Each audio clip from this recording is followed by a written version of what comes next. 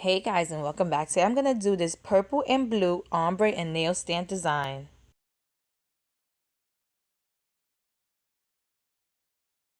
So I'm going to use this blue by Sinful Colors called Candy Hearts, this lilac polished by Creative Play called A Lilac-y Story, this really pretty blue, I love this blue, also by Creative Play called Royalista, and this purple by Creative Play called Isn't She Grape?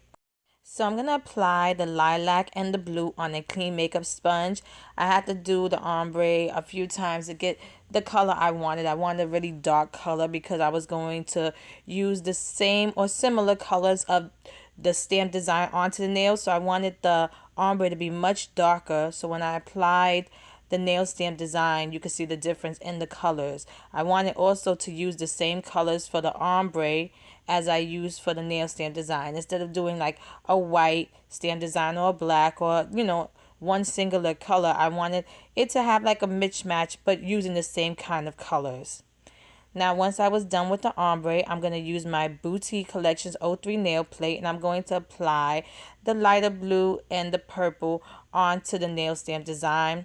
This design is pretty cool. I like it. It's like, I guess, like a heart design, but it's like intertwined. It's just a really cool design, and I thought it would look really nice on the ombre.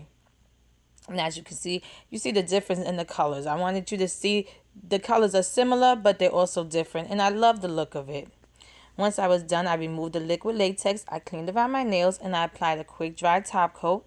I hope I made this video really easy for you guys to recreate. I love when you guys say, yeah, I recreated my designs. I just love it. And here's the finished look. If you like this video, please give it a thumbs up and subscribe to my channel to get updates on when I upload new videos.